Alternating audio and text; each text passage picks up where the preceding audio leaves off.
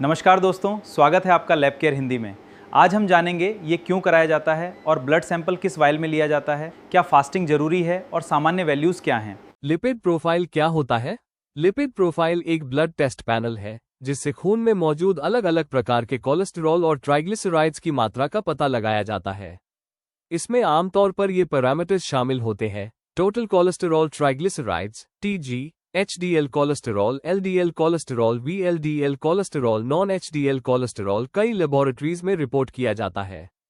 इन values को देखकर doctor cardiovascular risk का आकलन करने में मदद लेते हैं।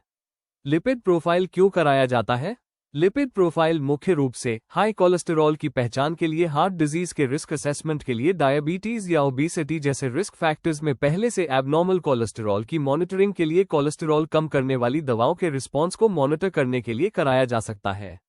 ध्यान रखें, केवल लिपिड प्रोफाइल देखकर यह तय नहीं किया जाता कि किसी व्यक्ति को हार्ट डिजीज है या नहीं।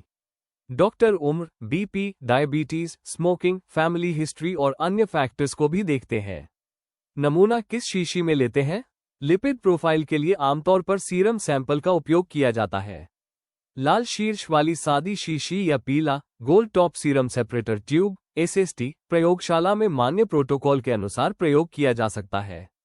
महत्वपूर्ण: अलग अलग प्रयोगशालाओं और विश्लेषकों में ट्यूब की आवश्यकताएं अलग अलग हो सकती है, इसलिए अपनी प्रयोगशाला के एसओपी और विश्लेषक निर्माता के निर्देशों का पालन करें। क्या उपवास जरूरी है? ये बहुत ही महत्वपूर्ण प्रश्न है। पहले लिपिड प्रोफाइल के लिए अक्सर 9 से 12 घंटे का उपवास किया जाता था, लेकिन आज कई अल्ट्रासाउंड में नॉन फास्टिंग लिपिड प्रोफाइल भी शामिल है।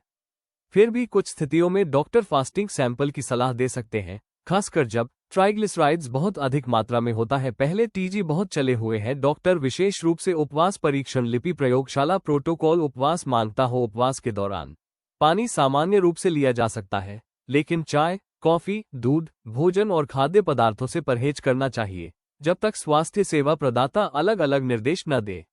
सीरम तैयार किया जाता है। यदि प्लेन एसएसटी ट्यूब है तो ब्लड को क्लॉट होने दिया जाता है। फिर सैंपल को लेबोरेटरी प्रोटोकॉल के अनुसार सेंट्रीफ्यूज किया जाता है, जिससे ऊपर सीरम अलग हो जाता है। एनालाइजर में सैंपल लगाया जाता है। सीरम को बायोकेमिस्ट्री एनालाइजर में रन किया जाता है। एनालाइजर अलग अलग पैरामीटर्स की मेजरमेंट करता है: total cholesterol TC, triglycerides TG, HDLC, LDLC. कई सिस्टम्स में कैलकुलेटेड भी हो सकता है वीएलडीएलसी, नॉन एचडीएलसी। रिजल्ट कैसे निकलता है?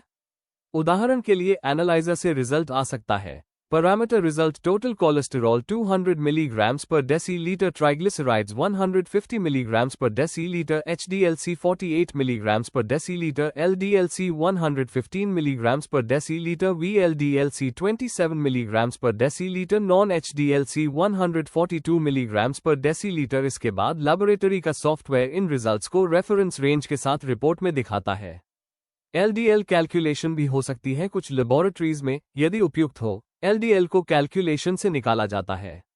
Traditional Friedewald formula: LDLC equals total cholesterol घटाव एचडीएलसी घटाव टीजी 5। ये फॉर्मूला आमतौर पर में इस्तेमाल होता है, लेकिन हर सैंपल में ये कैलकुलेशन वैलिड नहीं होती, खासकर बहुत ज्यादा ट्राइग्लिसराइड्स होने पर।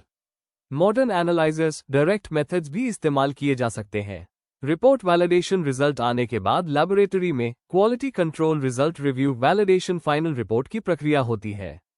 यदि कोई वैल्यू बहुत एबनॉर्मल हो या सैंपल में समस्या हो, तो लेबोरेटरी प्रोटोकॉल के अनुसार रिजल्ट को रिपीट किया जा सकता है।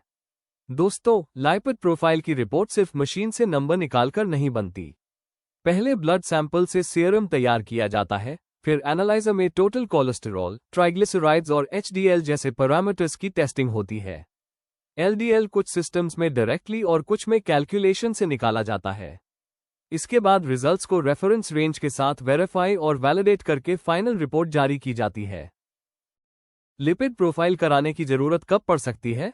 रूटीन हेल्थ चेकअप में कोलेस्टेरॉल और कार्डियोवास्कुलर रिस्क की स्क्रीनिंग के लिए। अगर diabetes, high BP, obesity, overweight या अन्य कार्डियोवास्कुलर रिस्क फैक्टर्स हों। अगर परिवार में कम उम्र में हार्ट डिजीज या बहुत ज्यादा कोलेस्टेरॉल का हिस्ट्री हो।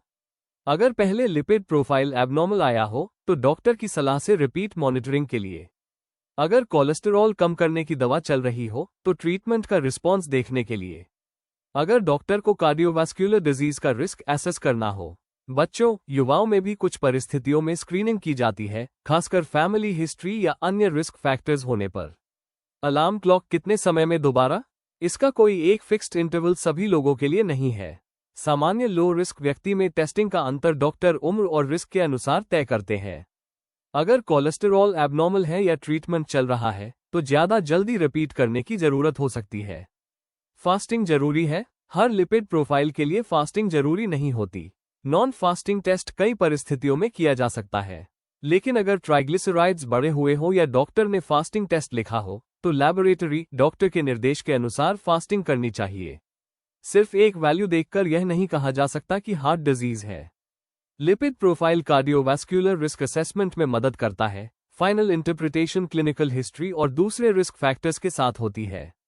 दोस्तों, लिपिड प्रोफाइल समझते समय टोटल कोलेस्टेरॉल के साथ खास तौर पर एलडीएल, एचडीएल और ट्राइग्लिसराइड्स को देखें।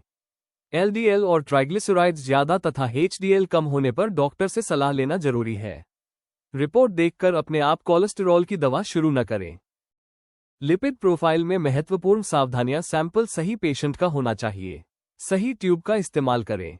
हेमोलिसिस, लिपीमिया जैसे सैंपल इश्यूज को लैबोरेटरी प्रोटोकॉल के अनुसार हैंडल करें। Fasting, non fasting status report या लैबोरेटरी रिक्वायरमेंट के अनुसार डॉक्यूमेंट करें। रेफरेंस रेंज अपनी लैबोरेटरी रिपोर्ट के अनुसार देखें।